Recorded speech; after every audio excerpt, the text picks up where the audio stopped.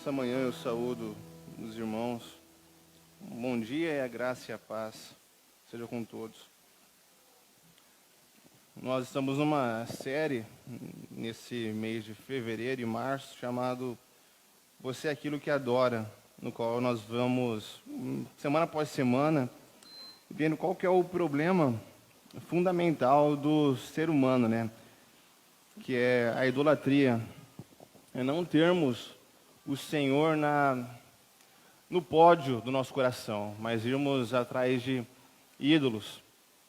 E nessa semana nós vamos meditar num texto que está lá no livro do profeta Jeremias, capítulo 17,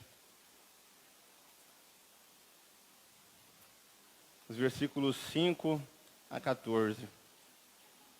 Quero aproveitar também para saudar os irmãos que nos acompanham pelas redes sociais, pelo Facebook. Tenho familiares e amigos que estão acompanhando também. Eu vou estar lendo a versão Almeida, século 21, porque eu acredito que é a melhor tradução para essa passagem dessa manhã. Jeremias capítulo 17, versículos 5 a 14. Diz assim: Assim diz o Senhor: Maldito o homem que confia no homem, que faz daquilo que é mortal a sua força e afasta do Senhor o coração. Ele é como um arbusto no deserto. Não perceberá quando vier o bem algum. Pelo contrário, morará nos lugares secos do deserto, em terra salgada e desabitada. Bendito o homem que confia no Senhor, cuja esperança é o Senhor. Ele é como a árvore plantada junto às águas, que estende suas raízes para o riacho. Não temerá quando vier o calor, pois sua folhagem sempre estará verde. E no ano da seca não ficará preocupada, nem deixará de dar fruto. O coração é enganoso, incurável, mais que todas as coisas. Quem pode conhecê-lo? Eu, o Senhor, examino a mente e provo o coração, para retribuir a cada um segundo os seus caminhos e segundo o fruto das suas ações. Como a perdiz que choca ovos que não pôs, assim é aquele que ajunta riquezas por meios injustos. Na metade de sua vida eles o deixarão, e no fim ele acabará como um tolo. Um trono glorioso, posto bem no alto desde o princípio, é o lugar do nosso santuário. Ó Senhor, esperança de Israel, todos aqueles que te abandonarem serão envergonhados. Os que se apartam de ti terão seus nomes escritos no solo, porque abandonam o Senhor, cuja a fonte de águas vivas. Cura-me, ó Senhor, e serei curado. Salva-me e serei salvo, pois tu és o meu louvor. Essa é a palavra do Senhor. Pois bem, essa é uma passagem onde o profeta Jeremias denuncia o povo de Israel pelo seu pecado. Nós vamos ver então o que essa passagem do profeta Isaías diz a respeito de idolatria, diz a respeito de pecado. Muitos teólogos ao longo da história, eles dizem que o pecado fundamental do ser humano é a idolatria. E nós vamos ver que Jeremias atesta isso por meio dessa passagem. E para fazer isso, para provar o seu ponto, Jeremias usa aqui uma imagem de duas árvores. Primeiro, maldito o homem que confia no Senhor, que faz aquilo que é mortal à sua força e afasta do Senhor o coração. Ele é como um arbusto no deserto. Por outro lado, bendito o homem que confia no Senhor, cuja esperança é o Senhor. Ele é como a árvore plantada junto às águas. Então nós vemos que um está plantado no deserto e o outro está plantado junto às águas, junto ao ribeiro, junto ao rio do Senhor. E veja que maravilhoso aqui no versículo 8. A árvore que está plantada junto às águas, junto ao ribeiro, junto ao rio, ela não se incomoda, ela não tem medo, ela não tem preocupações nenhuma. Em hebraico, está escrito Hakuna Matata. É uma brincadeira. Isso aí é outra linguagem da Disney. Esse texto nos mostra a como lidar, então, com os nossos medos, com as nossas ansiedades, com as nossas preocupações. Jeremias está nos chamando nessa passagem para nós olharmos qual é a raiz dos nossos problemas. Sabe, nós temos diversos problemas no mundo. A pobreza, a injustiça, o racismo são problemas sociais da nossa comunidade. Mas nós temos a ansiedade, as preocupações, que são problemas emocionais, psicológicos. Mas todos eles, Jeremias está dizendo, têm uma raiz em comum. E se nós não aprendermos a olhar para essa raiz em comum, para todos eles, nós vamos estar olhando para todos os outros problemas de uma maneira superficial, e não como ela deve ser enfrentada, encarada. Então essa passagem nos fala sobre a natureza do pecado. E nós vamos ver então nessa ilustração o que Jeremias tem a nos dizer sobre a natureza do pecado. Nessa passagem nós vamos analisar então a raiz, o fruto e a cura do pecado. A raiz do pecado, o fruto do pecado e a cura do pecado. Primeiro, a raiz do pecado. Essa passagem nos mostra de uma maneira bem clara que a raiz do pecado é não ter as suas raízes em Deus. Essa é a definição mais profunda de pecado. Uma árvore é chamada de arbusto, mas essa palavra original na raiz do hebraico, ela tem o mesmo significado de nu. É uma árvore que ela é feia, ela é retorcida, ela não tem folhas e, portanto, é uma árvore feia, ela é nua. E a outra é chamada de uma árvore verde junto à água. Ela é toda grande e cheia de folhas. Qual que é a diferença entre essas duas árvores? A diferença delas é onde estão as suas raízes. Jeremias está nos dizendo que pecado e piedade, que pecado e devoção, pecado e santidade é uma questão de onde estão as suas raízes. Tudo bem, Mateus, mas o que isso quer dizer? O que as raízes fazem? Bom, raízes fazem duas coisas. Primeiro, ela ancora a árvore no solo, para que a árvore não saia voando por qualquer sopro, por qualquer vento. E segundo, a raiz, ela absorve os nutrientes do solo para que a árvore possa se alimentar, ter sustento. O que isso significa para nós, então? O que isso quer dizer para nós como pessoas? Significa que pecado é colocar as suas raízes em algo que não é Deus. E isso é de extrema importância, porque a maioria de nós pensa em pecado como uma simples questão de violação de regras, de atitudes, de ações. Então, mas Jeremias está nos dizendo aqui que não. Pecado e devoção, pecado e santidade não se resume a ações, onde quem tem muitas ações maldosas é muito pecador, e quem tem poucas ações maldosas é uma pessoa santa, e a pessoa que está entre essas duas é uma pessoa que está tentando, está se esforçando. Não, pecado e devoção são dois tipos diferentes de raízes, são dois tipos diferentes de vida, são dois estilos completamente diferentes de vida, são dois tipos completamente diferentes de coração. Pecado é um coração orientado para qualquer coisa que não seja Deus. É ter como sua fonte e o seu propósito de vida qualquer coisa que não seja o seu Criador. O lugar que a sua raiz está orientada, se é em Deus ou se é em outra coisa, define tudo sobre quem você é. Se você pensar em pecado somente em termos de quebrar regras, você pode julgar as pessoas com esse seguinte parâmetro. Eis aqui as pessoas que quebram diversas regras, que são ímpias, que estão fora da igreja, que vivem a vida como elas querem, debaixo de nenhuma autoridade. Eis aqui as pessoas que quebram poucas, as pessoas que estão aqui na igreja, que se esforçam para ser santas. E nós temos um intermediário entre aquelas que nós gostamos de dizer que ela só falta aceitar Jesus, ela é tão boa, ela faz tantas coisas boas, ela se preocupa com o pobre, ela é uma pessoa que não é egoísta, que ela se sacrifica bastante, e elas estão ali entre aquele meio termo. Mas não, Jeremias está dizendo o seguinte: ou você tem as suas raízes em Deus, ou você não tem. Não existe um meio termo entre essas duas coisas. É uma visão completamente radical. Porque você pode fazer coisas boas, mas tendo as suas raízes firmadas em diversas outras coisas. Por exemplo, nós elogiamos pessoas que não são da igreja, mas que elas não mentem.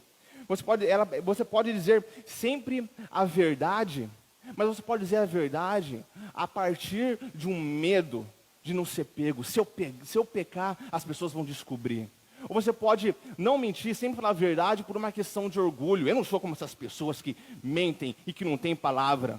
Veja que você pode fazer coisas boas, mas onde estão as suas raízes? Elas têm que estar em algum lugar. E não existe um meio termo entre essas duas coisas, como Jeremias está falando. Ou você está em Deus, ou você não está. As suas raízes podem estar em outras diversas coisas que não seja Deus. E ainda assim, por conta disso, você vive uma vida de pecado. Tudo bem, Mateus, mas o que significa colocar as suas raízes? O que quer dizer ter raízes em Deus ou ter raízes em outras coisas? A chave para entender isso se encontra nessa palavra que nós encontramos no texto, confiança. Maldito é o homem que confia no homem, e bendito é o homem que confia no Senhor.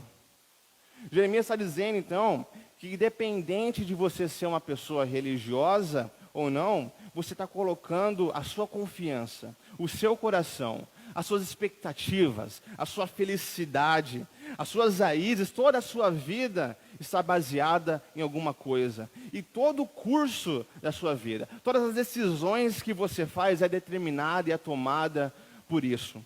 Todas as pessoas têm uma visão do que é aquilo que o filósofo James Smith fala de a boa vida para elas.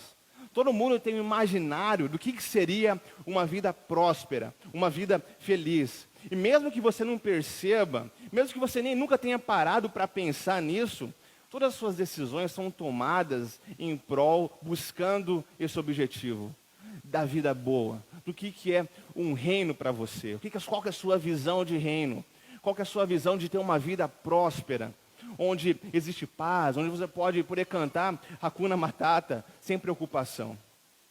Você pode dizer, mas Mateus, não é bem assim, eu não sou dessa maneira como você está falando, eu não sou uma pessoa religiosa, eu não confio em coisas. Mas Jeremias está falando também nessa passagem que o seu coração é enganoso, acima de todas as coisas. Todo mundo confia em alguma coisa, assim como toda árvore tem uma raiz. Todo mundo tem a sua raiz em alguma coisa, seja para apoio e para nutrientes. Você precisa sugar isso de algum lugar. Tenho certeza que alguns de vocês já possam ter descoberto onde estão as suas raízes.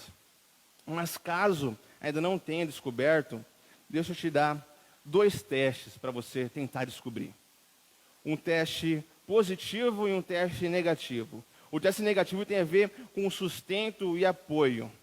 E o positivo tem a ver quanto aos nutrientes. Primeiro, o negativo, quanto ao sustento. Deixa eu te perguntar o seguinte: qual que é a coisa com a qual você mais se preocupa na vida?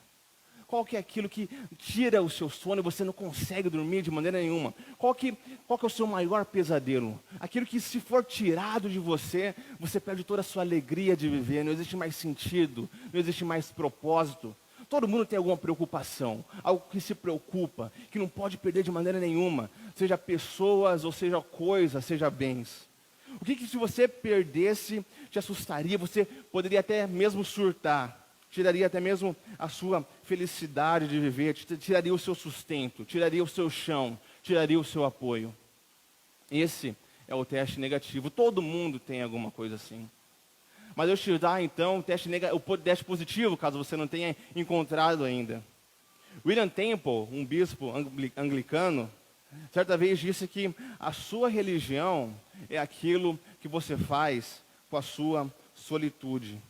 Ou seja, quando você não precisa pensar sobre nenhuma mais coisa, você não tem mais nada para pensar, para se preocupar, aquele momento de solitude, onde você está sozinho e está ocioso. E deixa eu te perguntar então, para onde a sua mente vai? Onde a sua imaginação vai para se refrescar? Onde a sua mente vai para poder se restaurar, para poder trazer vitalidade novamente? Com o que você imagina? Onde a sua mente vai para você ter alegria, para você ter paz, para você ter alguma consolação? Da onde que você suga os seus nutrientes? O que te faz levantar da cama na segunda-feira pela manhã?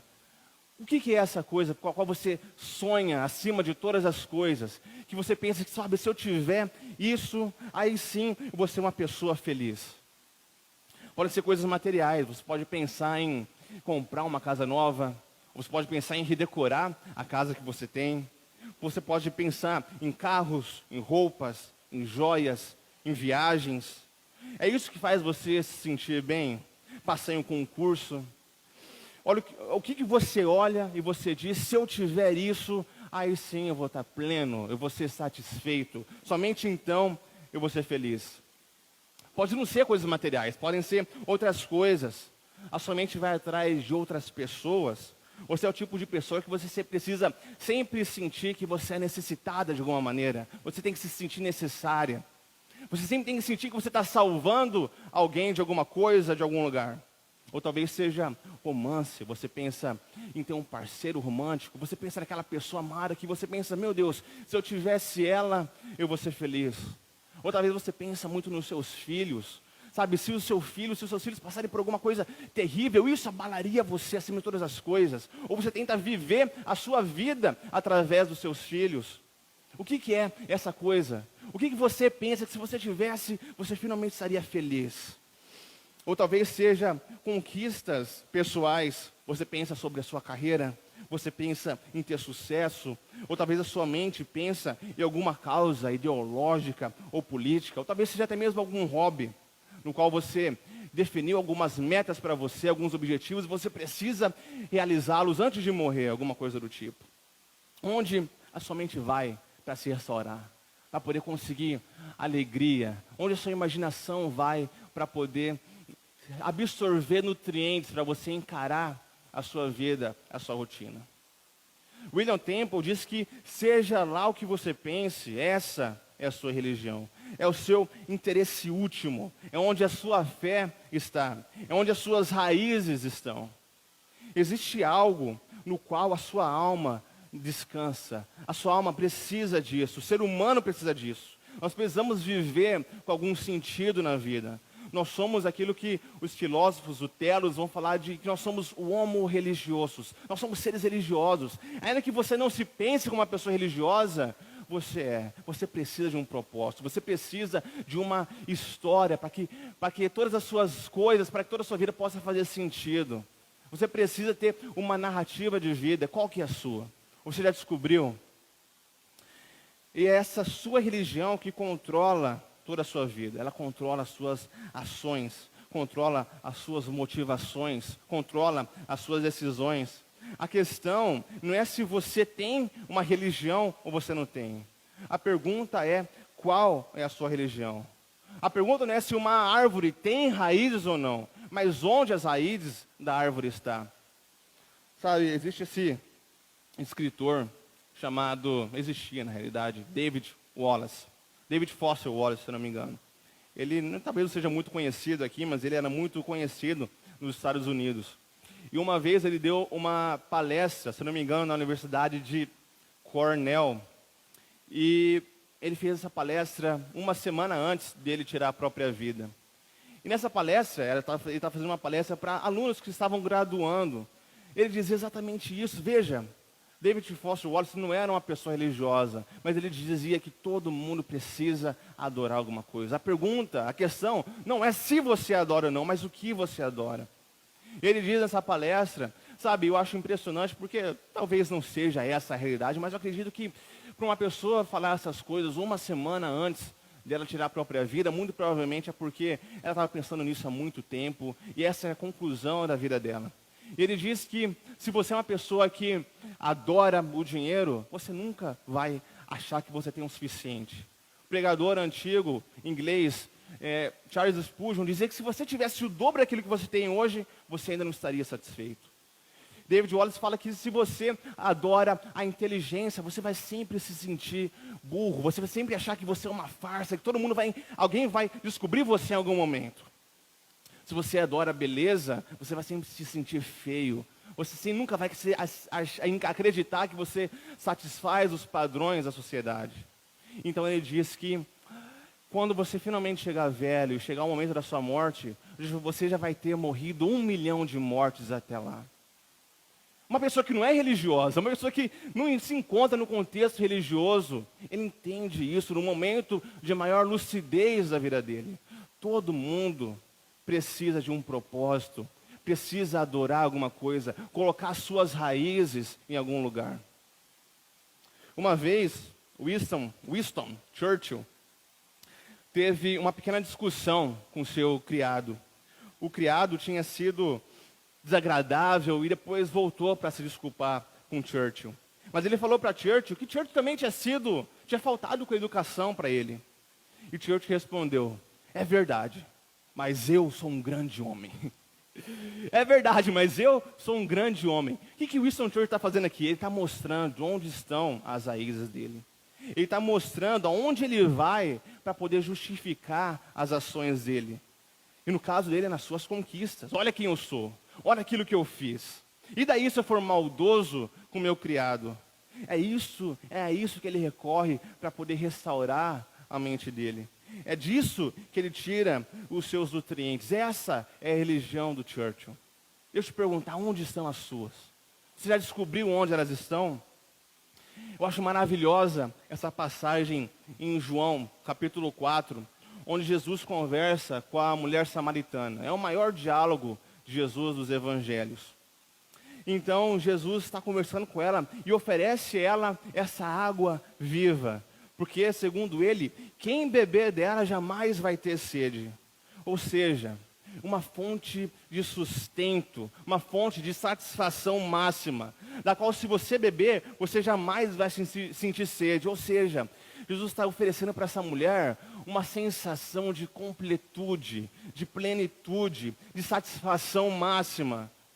Então a mulher diz para Jesus, desesperada: Senhor, dá-me de beber dessa água, eu quero ela. Então Jesus de imediato diz para ela: vai buscar o seu marido. Então ela fala: mas Senhor, eu não tenho marido. Jesus fala: é verdade, você teve 5 homens na sua vida e o homem que você está agora não é o seu. Mas o que está acontecendo aqui, que eu me perguntava? Jesus estava numa conversa com ela sobre plenitude e satisfação de vida, sobre água viva, e do nada ele vira completamente o assunto, começa a falar sobre homens, sobre maridos. Então, qual que é o ponto de Jesus aqui? Por que ele mudou de assunto do nada? A resposta é que ele não está mudando de assunto.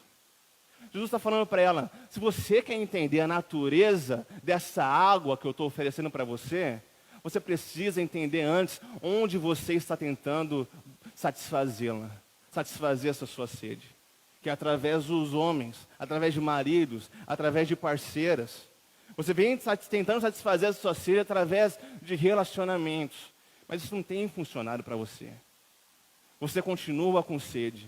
Sabe, não importa onde nós estamos tentando sugar os nossos nutrientes, onde nós estamos com a nossa raiz arraigada, se não for em Jesus, se não for em Deus, nós sempre iremos acabar sentindo sede novamente. Nós sempre estaremos insatisfeitos. Você pode tentar trocar a sua raiz de outro lugar, você pode tentar buscar essa água para satisfazer a sua sede em outro lugar, mas não importa onde você procure, você sempre vai acabar com sede, de novo e de novo. Nunca vai adiantar. Não tem dado certo para a mulher samaritana, não deu certo para David Foster Wallace, não dá certo para Winston Churchill, não vai dar certo para ninguém, não vai dar certo para você, não dá certo para mim. Todo mundo tem as suas raízes em algum lugar, todo mundo procura matar essa sede em algum lugar. Onde você vem tentado, você não tem escolha. Você não consegue simplesmente viver a sua vida dia após dia, na sua rotina. Você não consegue simplesmente satisfazer as suas necessidades fisiológicas, comer, dormir. Animais conseguem fazer isso, animais conseguem viver sem propósito, mas nós não, nós somos homo-religiosos, nós somos seres religiosos. Nós precisamos encontrar sentido, nós precisamos de sentido para viver. É por isso que nós precisamos de arte, nós precisamos de música, nós precisamos de quadros, de filmes, de histórias. Porque é isso que nós somos, é isso que nós nos movemos. Nós precisamos de sentido, nós precisamos ter nossa raiz em algum lugar para absorver nutrientes e para colocar o nosso sustento. Essa é a definição de pecado. não é fundamentalmente violação de regras. A definição de pecado é aquilo que detém o título de confiança funcional do seu coração, no que o seu coração se deleita. Pecado é não fazer de Deus a sua confiança, o seu deleite e o seu descanso final, máximo. Isso é pecado. E é por isso que quando perguntaram para Jesus sobre qual que era o grande mandamento, o que ele respondeu? É amar o Senhor, seu Deus, com todo aquilo que eu gosto de falar, com todo o seu café. Como assim com todo o seu café? Com todo o seu coração, alma, força e entendimento. E é por isso que Jeremias vai dizer então no versículo 7. Deixa eu abrir aqui novamente. Jeremias diz no versículo 7, bendito o homem que confia no Senhor, cuja esperança é o Senhor. Veja, que ele não diz somente que bendito é o homem que confia no Senhor. Ele diz que também cuja confiança é o Senhor. Mas por que ele adiciona essa segunda parte? Eu já não está entendido. Eu confio no Senhor. É porque, pelo visto, segundo Jeremias, é extremamente possível você confiar no Senhor sem fazer do próprio Senhor a sua confiança. É por isso que eu preferi essa versão da meio do século XXI. Algumas outras não trazem isso. Em certo sentido, existem apenas 3 tipos de pessoa. Primeiro, existem as pessoas que não são religiosas, não se consideram religiosas. Essas pessoas, as pessoas que dizem, eu vou viver a minha própria vida sem ouvir autoridade nenhuma, sem ouvir o que a igreja diz, sem ouvir o que o pastor diz, sem ouvir o que a Bíblia diz, sem ouvir o que os meus pais dizem. Mas então existem as pessoas religiosas. As pessoas religiosas são aquelas que fazem as coisas que Deus ordena, que obedecem, que vão à igreja, que cumprem os 10 mandamentos, que dizimam, que leem a Bíblia, que oram, que sentam aqui na igreja, nos bancos da nossa igreja. Mas que confiam no Senhor para alguma outra coisa. Não fazem do Senhor a própria confiança. Entende o que Jeremias está mostrando aqui? Ele está falando que pecado não é simplesmente uma questão de ações, não é algo tão superficial assim. Isso quer dizer que você pode fazer boas ações, mas ainda não ter a sua confiança no Senhor. Não fazer do Senhor a sua confiança. Não adianta somente confiar no Senhor, porque você pode confiar no Senhor para outra coisa, sem fazer do Senhor a sua própria confiança. Se você diz, eu tenho sido muito bom, eu tenho obedecido a Deus, eu tenho feito isso, eu tenho feito aquilo, Ele não tem me dado esse meu pedido que é totalmente condizente e válido para a vida que eu venho tendo. Eu só estou pedindo aquilo que qualquer outra pessoa pediria no meu lugar, mas Deus não está me atendendo. Eu não entendo que bem existe então em servir a Deus e obedecer todas as coisas, se eu não posso ter isso. Você percebe o que está fazendo? Você está confiando no Senhor, mas não está fazendo do Senhor a sua confiança. Muitas pessoas, elas oram para Deus dizendo, Senhor, eu já fiz essa oração.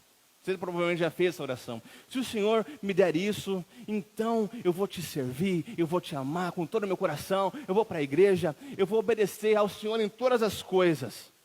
Mas existe um grande problema com essa abordagem. Você não trata Deus como uma pessoa. Você não está indo atrás de Deus para estabelecer um relacionamento com Ele. Existe essa peça de Peter Schaeffer chamada Amadeus, que conta a história de Salieri, um grande músico. É apenas uma história, não diz respeito à realidade de como os fatos acontecerem. E Salieri era uma pessoa religiosa. Ele orava para o Senhor fazendo orações belíssimas, dizendo, Senhor, se o Senhor me der o dom da música e me fizer um homem de sucesso na carreira musical, então eu vou servir o meu próximo, eu vou ensinar as pessoas necessitadas de graça, eu vou doar o meu dinheiro, o meu tempo, as minhas energias. Então, ele começa, à medida que os anos vão passando, a conquistar certo renome. Ele começa a realmente ser uma pessoa bem-sucedida. Então, ele entende que ele está fazendo a parte dele do acordo e Deus está fazendo a parte dele nessa barganha. Mas então, surge Mozart, que traz o título, ao nome da peça, Amadeus Mozart, não estou me lembrado agora, que significa Amadeus, amado por Deus. E Mozart tem dons muito superiores ao de Salieri. E Salieri fica maluco da cabeça, porque eu orava para Deus falando, lá estava eu me sacrificando, me abstendo das mulheres, do vinho, dedicando meu tempo para poder conquistar esse talento, esse dom, ter sucesso. Enquanto Mozart, que é dado às mulheres, que bebe vinho, que vive uma vida promíscua, tinha dons muito superiores ao meu, e conquistava muito mais sucesso e notoriedade. Então Salieri não entende, porque ele é uma pessoa religiosa, e por fim ele ora para Deus dizendo, a partir de agora, você e eu somos inimigos. Inimigos. As pessoas religiosas não estão atrás do Senhor para estabelecer um relacionamento com Ele, querem apenas, eles confiam no Senhor, mas confiam para outras coisas. Deus não quer, acima de tudo, soldados para um exército. Sabe, em uma batalha, não existe espaço para relacionamentos. Os generais vão atrás de combatentes e não fazem questão de formar um vínculo de relacionamento com eles. Eu não estou nem aí para quem você é, de onde você veio, quais são os seus hobbies, as suas paixões, aquilo que você gosta. Eu preciso da sua força abraçada, preciso das suas ações, preciso de cavaleiros, de guerreiros para uma guerra, para uma batalha. Mas não Deus. Deus está acima de tudo formando uma família, formando uma comunidade de amor. Você não chega para o seu pai e diz, pai, eu prometo te amar do fundo do meu coração se o Senhor me der isso. Tem gente que fala isso, né? Mas não, um pai quer ser amado por quem ele é. Um pai quer ser amado simplesmente porque ele é seu pai, porque ele derrama o seu amor sobre você. Então, se você está dizendo para Deus, Deus, eu vou te amar e te servir, se aquilo que vem depois do si é a sua verdadeira confiança. Aquilo que vem depois do si é a sua verdadeira religião. Aquilo que vem depois do si é o seu verdadeiro Deus. É aquilo que você verdadeiramente ama. É a sua raiz. É a sua raiz. Você confia em Deus para outra coisa que é a sua verdadeira confiança. Aí você diz, Mateus, eu estou perto de desistir. Por que Deus não me dá isso? Eu te pergunto, sabe, se essa coisa é a sua verdadeira confiança, por que cargas d'água Deus te daria isso? De fato, a pior coisa que pode te acontecer é Deus te dar aquilo que você mais deseja no mundo, caso isso não seja Ele. A raiz do pecado é pôr as suas raízes em outra coisa que não seja Deus. Mas qual é o fruto do pecado? O fruto do pecado. O que é interessante observar é que ele mostra que se você coloca as suas raízes em Deus, Jeremias está falando, ou em outra coisa, não somente a sua aparência é diferente, ou você é um arbusto todo retorcido, todo feio, todo nu, ou uma árvore cheia de folhas, revigorante, verde, junto ao rio. Mas ele diz também que as consequências disso, o fruto disso, é diferente também. Aqui existe uma comparação entre a árvore e o arbusto, que não fica muito claro na tradução. Diz aqui no versículo 6, ele é como um arbusto no deserto, não perceberá quando vier bem algum. E depois no versículo 8, ele é como a árvore plantada junto às águas, que estende suas raízes para o riacho, não temerá quando vier o calor. Aqui nós temos a mesma palavra sendo usada duas vezes. Diz no versículo 6 que o arbusto não verá o bem quando o bem vier. No versículo 8 diz que a árvore não vê o calor quando o calor vier. Em outras palavras, o arbusto não pode receber o bem e a árvore junto às águas não pode receber o mal. Tudo bem, Mateus, o que isso significa? Isso significa que o arbusto do deserto foi feito, foi criado para o deserto. Ocasionalmente pode cair uma chuva por lá, mas essa chuva não vai mudar em nada a árvore, porque ela foi feita para o deserto, e por ela ser feita para o deserto, a chuva não surte tanto efeito assim. Quem sabe ela pode ficar um pouquinho mais verde, quem sabe ela pode ficar um pouquinho mais bonita, quem sabe alguma folhinha ou outra pode nascer, mas isso não vai mudar ela. Ela continua sendo, na sua essência, o mesmo velho e feio arbusto de sempre. Mas, por outro lado, a árvore junto ao ribeiro pode passar por uma tremenda seca. E pode até ser que nessa seca, ela fique um pouquinho mais marrom. Pode ser que algumas folhas possam realmente cair, mas a fonte dessa árvore não está no solo, ela está junto às águas, ela foi plantada junto às águas. A fonte dela é o ribeiro, e por conta disso, a seca não pode verdadeiramente afetar ela. O arbusto não pode receber o bem, e a árvore junto às águas não pode receber de fato o mal. Tudo bem, Mateus, novamente, mas o que isso significa para mim? Isso significa que se você fizer da sua raiz qualquer coisa que não seja Deus, e buscar e desejar e dizer, se tão somente eu tivesse isso ou aquilo, ou tivesse ele, ou tivesse ela, pode ser que alguns de vocês vão verdadeiramente acabar conseguindo isso. Alguns de vocês podem acabar realmente recebendo essa chuva. Pode ser que alguns de vocês podem realmente chegar e ficar rico, pode realmente ficar famoso, pode realmente acabar ficando com a pessoa que vocês sonham em ficar na vida. O bem pode finalmente, verdadeiramente chegar. Mas isso vai ser a pior coisa que pode acontecer. Porque o bem vai chegar, a tempestade, um dilúvio pode cair na sua vida, mas você vai perceber que você ainda não está satisfeito. Você vai perceber que você ainda está com sede. E você então vai entrar em desespero.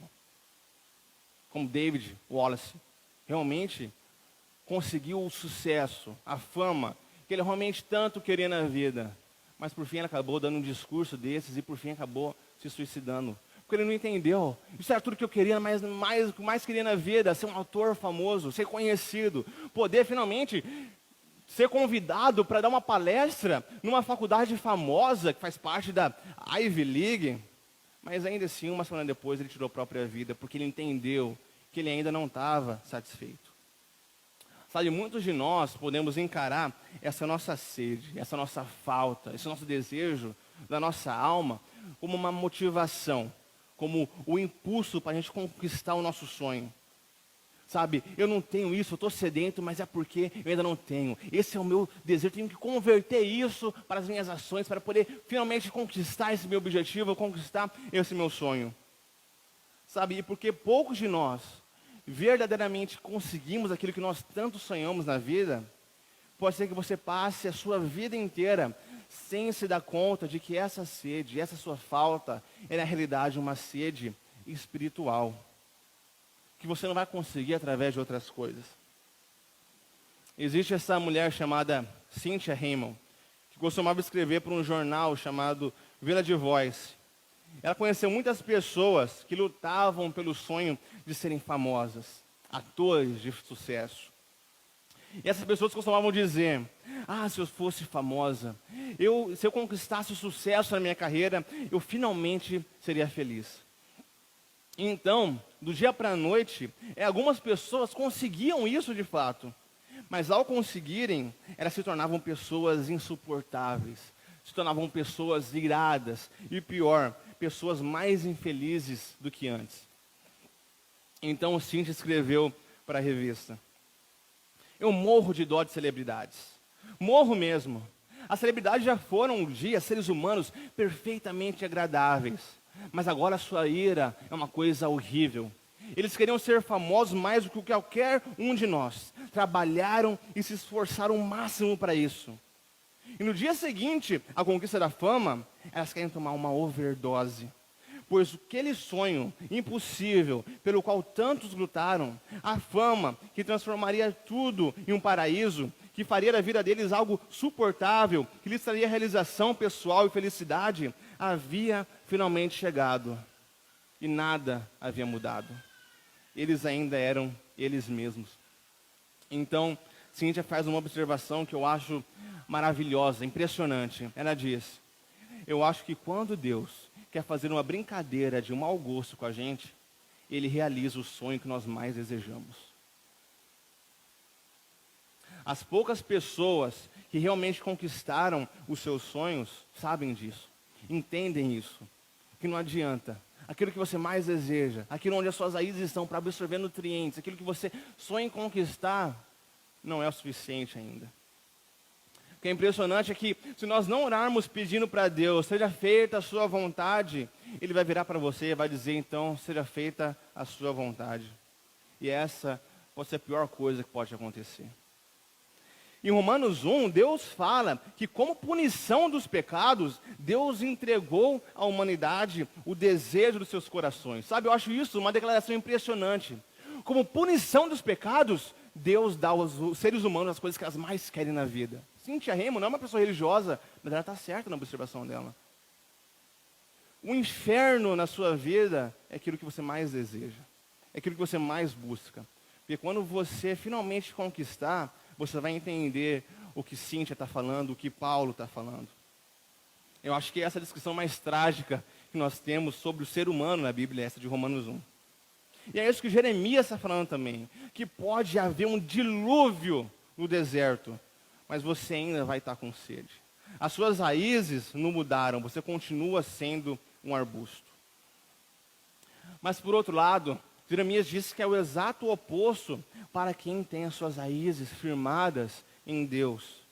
Porque se coisas ruins acontecem para você, quando você tem as suas raízes junto ao ribeiro de Deus, você pode dizer, sabe, e daí? E daí que essas coisas aconteceram na minha vida? Essa não é a coisa mais importante da minha vida. Isso não é aquilo que o meu coração mais deseja acima de todas as coisas. Algumas pessoas podem ficar um pouco mais, as coisas podem ficar um pouco mais marrom na minha vida, mas esse não é o fim do mundo, sabe? Eu tenho um futuro de alegria, de paz, de felicidade garantido com Deus que nada no mundo pode tirar. Que a pior seca do deserto, a pior seca junto ao ribeiro não pode tirar. Um futuro de paz, de alegria, de um relacionamento que nós não podemos perder junto com Deus. Então, e daí que as coisas da minha vida não saíram como planejado? E daí que eu não conquistei aquilo que eu mais queria? E daí que os meus planos não deram certo? Deus ainda me ama, sabe? Os únicos olhos, a única pessoa cuja opinião verdadeiramente importa no universo todo, diz que me ama, que eu sou amado. A voz que chamou o mundo todo ao universo, a voz que conhece todas as estrelas pelo nome, conhece o meu, me chama pelo meu nome. Segundo Isaías 43, se não me engano, eu te chamei e você é meu. E daí que eu não consegui alguma coisa aqui, durante esse curto período que eu estou na terra? Eu tenho o amor do rei, o rei e a sua beleza. Os únicos pares de olhos que importam no universo estão sobre mim, encontram graça nos meus olhos. Eu não tenho por que temer. Não existe mais ansiedade, não existe mais medo. Por que eu vou me preocupar? Quando você olha para o tempo, quando você olha para o clima, quando você olha para as circunstâncias, você vai dizer que todos os seus problemas são porque não está chovendo. Se eu tão somente tivesse uma esposa ou um marido, ou tivesse aquele carro, ou aquele emprego, ou morasse naquele país, se você só olhar para o tempo lá em cima, isso não vai fazer diferença. Você tem que olhar para baixo, você tem que olhar para onde as suas raízes estão.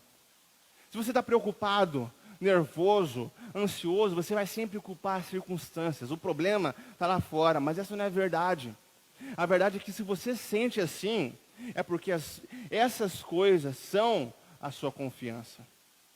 Você coloca suas raízes em coisas, em circunstâncias, e é por isso que você é ansioso, é por isso que você se preocupa tanto. As suas raízes não estão no rio, e é por isso que você está sempre sedento.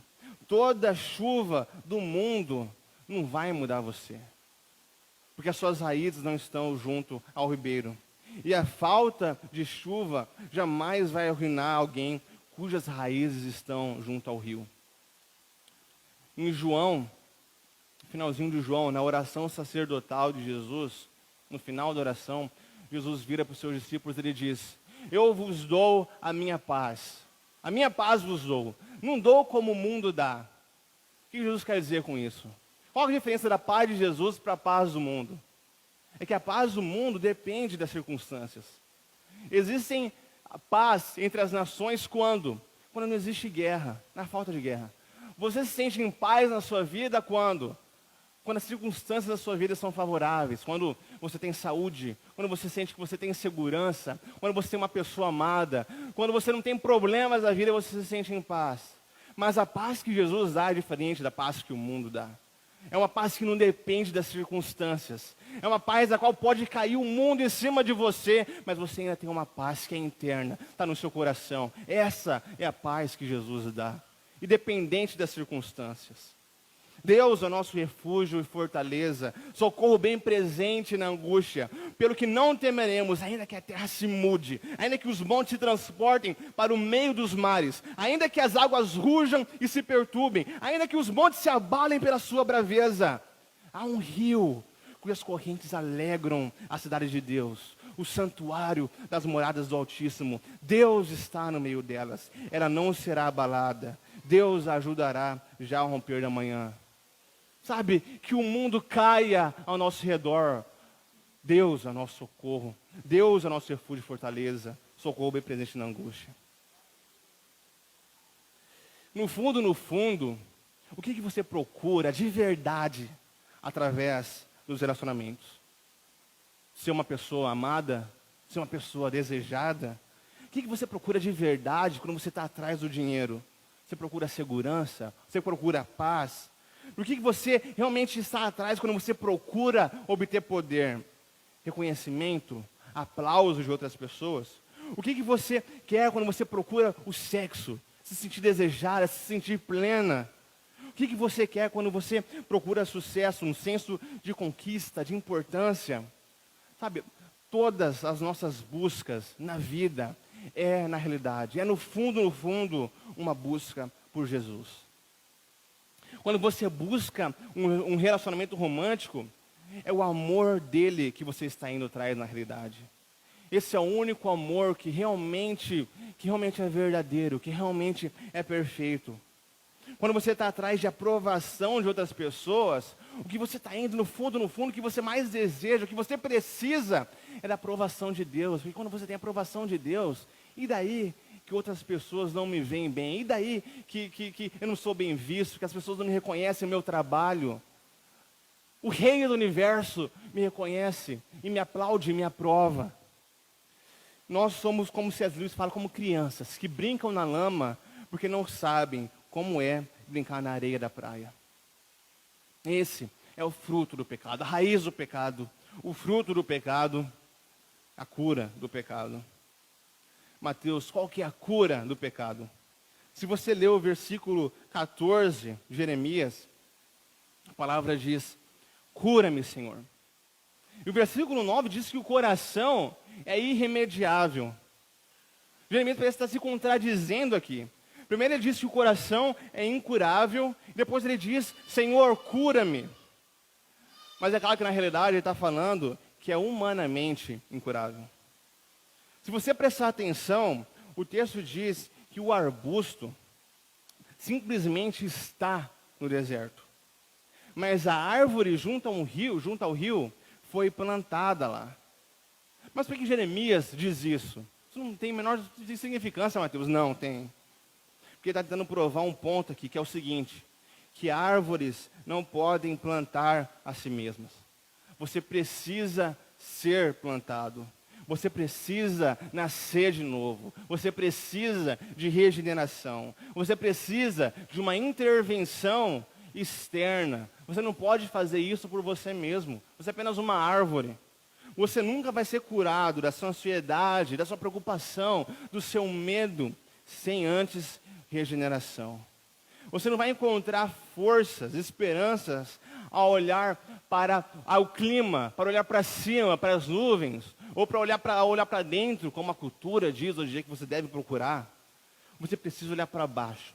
Você precisa olhar para onde as suas raízes estão. Você precisa de alguém que não seja uma árvore como você, para fazer isso por você. Você precisa de alguém de um outro nível. Você precisa de alguém de uma outra dimensão. E esse alguém é Deus. Você precisa ser plantado junto ao rio de Deus. E para ser plantado junto ao rio de Deus, você precisa do Deus do rio. Alguém pergunta: mas Mateus, como que eu sei que eu preciso ser replantado? Bem, alguns de vocês sabem disso, porque já passaram por chuvas no deserto e nada adiantou. Caiu um dilúvio na sua vida no deserto e nada adiantou. Você ainda está com sede, você ainda está sedento. Ou você passou por uma terrível seca e você não soube lidar com isso na sua vida. Você entra em desespero, você acha que você vai morrer, que não existe mais sentido, que o seu chão foi tirado de você. Mas alguns de vocês podem não saber disso ainda. E para isso, deixa eu perguntar, vocês já tiveram um ponto de virada na vida de vocês? Você já sentiu que as suas raízes foram tiradas de certo solo e foram plantadas em outro solo, num solo novo, com nutrientes? Você ainda se preocupa? Você ainda tem medo, ansiedade? Você ainda depende da aprovação de outras pessoas? Você ainda acha que você precisa se sentir amado ainda? Você pode relatar que houve um momento da sua vida que a ficha finalmente caiu?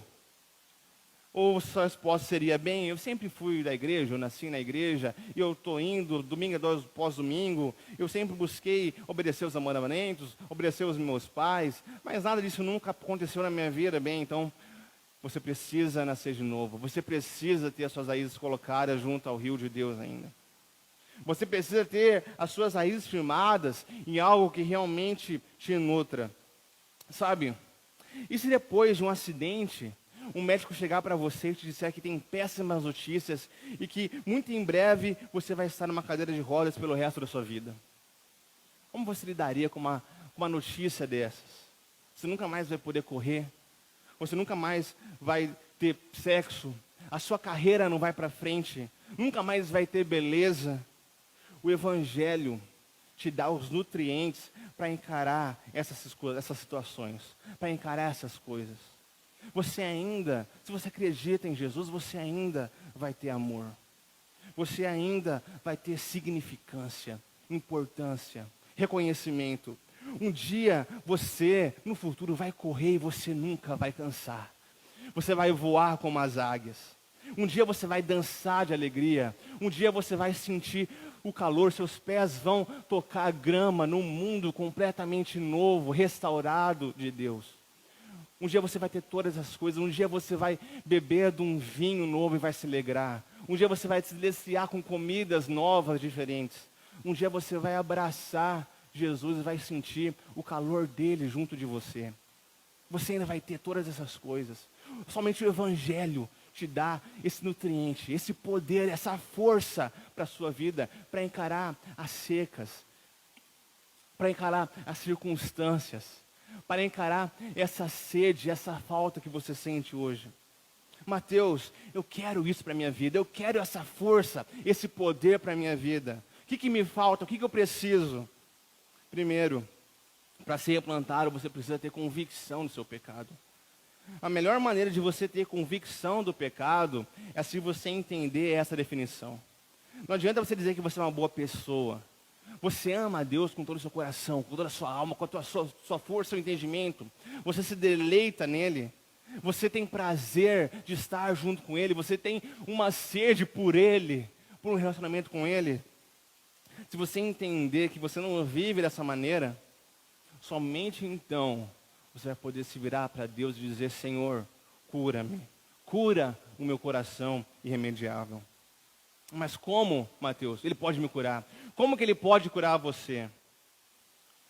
Sabe, muitas pessoas ao longo da história podem relatar isso, de que foram tiradas de um deserto, tiradas com sede, tiradas nus e foram plantadas junto ao rio.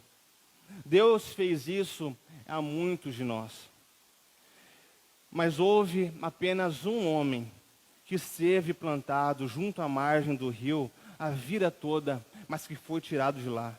E foi levado à sequidão do deserto, nu e com sede. Somente um homem. Toda a vida de Jesus na terra, ele esteve plantado junto às águas, junto ao ribeiro de Deus. Mas quando ele esteve na cruz, ele foi jogado ao deserto.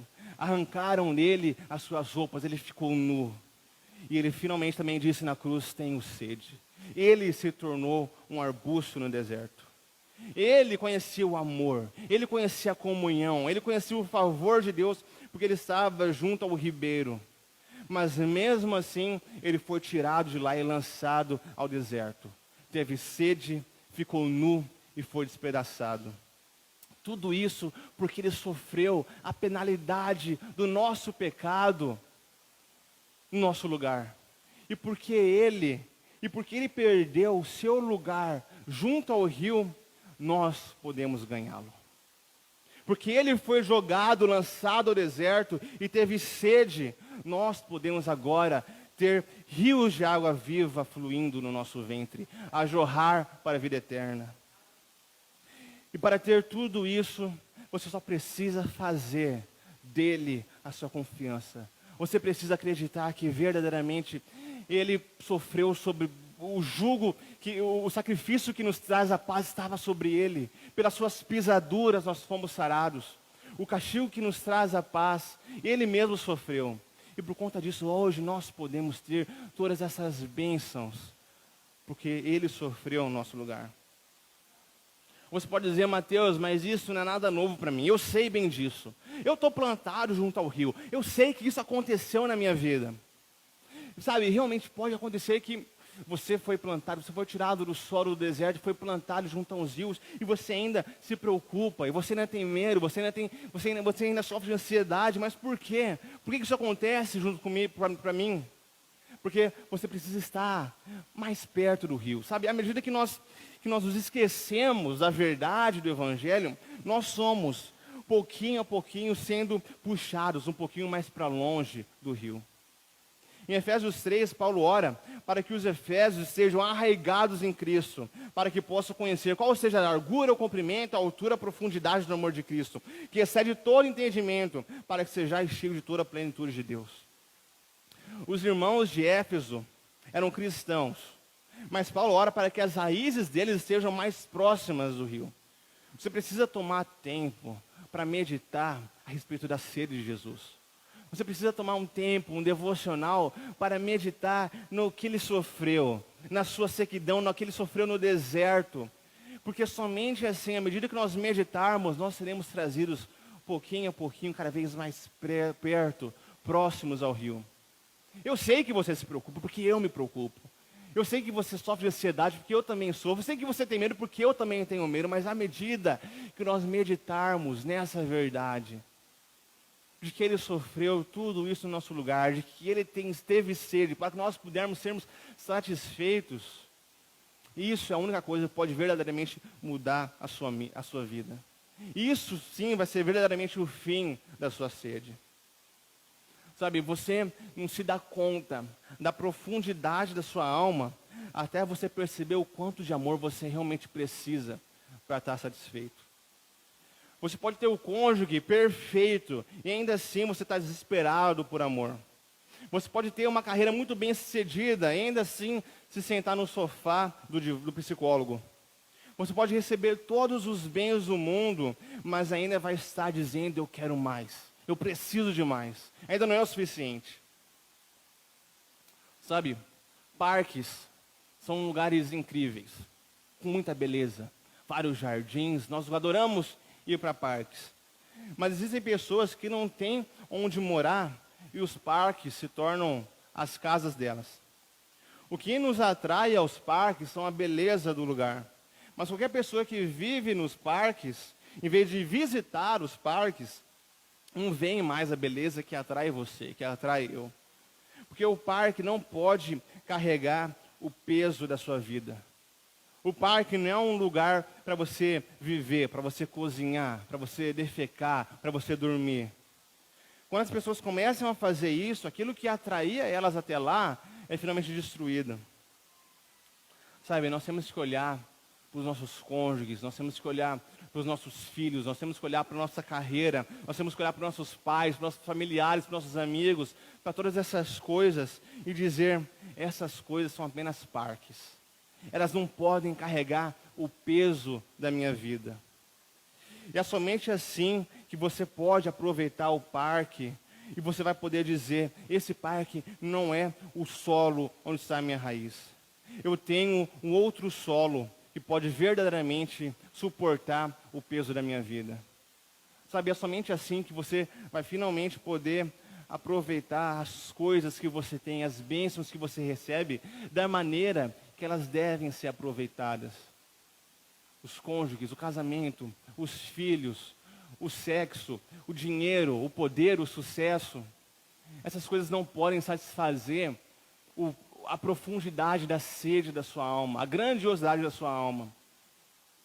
Sabe, se você faz do seu filho a coisa mais importante da sua vida, eu não sinto dó de você. Eu sinto dó do seu filho, que não sabe ser amado como o filho deve ser amado. Se você não sabe amar o seu cônjuge como ele deve ser amado, eu não sinto dó de você, eu sinto dó do seu cônjuge. E sabe, à medida que você colocar o peso da sua vida nessas coisas, você vai ser despedaçado, você vai esmagar os seus filhos com o peso das suas expectativas, você vai esmagar o seu cônjuge com os pesos das suas expectativas, e você também vai ser esmagado quando você descobrir que elas não podem satisfazer você. Somente Deus pode, somente Jesus pode, somente essa verdade pode. Essa é a única maneira de você viver a sua vida no mundo. Esse é o verdadeiro poder que pode transformar a sua vida. Vamos orar. Deus eterno, Pai do nosso Senhor Jesus Cristo, eu te agradeço, eu te louvo por esse momento, Deus, que nós podemos estar aqui nessa casa de oração para louvar o teu nome, para te adorar e para meditar na sua palavra, Jesus. Eu te agradeço, Senhor, pelas bênçãos, pelos meios de graça que o Senhor nos oferece, que o Senhor nos oferece, Deus. O Senhor nos fornece. Ó Senhor, eu oro, Deus, para que o nosso louvor nessa manhã tenha sido recebido ao Senhor como incenso suave às suas narinas, que as nossas mãos levantadas tenham sido como sacrifício da tarde, Deus. Ó Pai, e eu oro para que o Senhor possa fazer do nosso coração como um bom solo, Deus, para que a sua semente possa ser lançada e possa crescer e germinar, Deus. Que nós possamos entender, Pai, que outras raízes, que outros solos não podem satisfazer o desejo profundo da nossa alma. Que nós possamos nos voltar ao Senhor e meditarmos aquilo que o Senhor Filho fez por nós. E lembrarmos que porque Ele teve sede, porque Ele ficou nu, nós podemos ser satisfeitos com a água, podemos ser plenos, ter rios de água fluindo do nosso ventre. E porque Ele ficou nu, um dia nós seremos vestidos com roupas brancas de justiça. Ó Deus, que nós possamos sair daqui dessa manhã e não somente deixar que essas palavras tenham entrado num ouvido e saído pelo outro, mas que possamos viver essa verdade nas nossas vidas logo na segunda-feira de manhã. É no nome do teu Filho Jesus Cristo que eu oro e agradeço. Amém.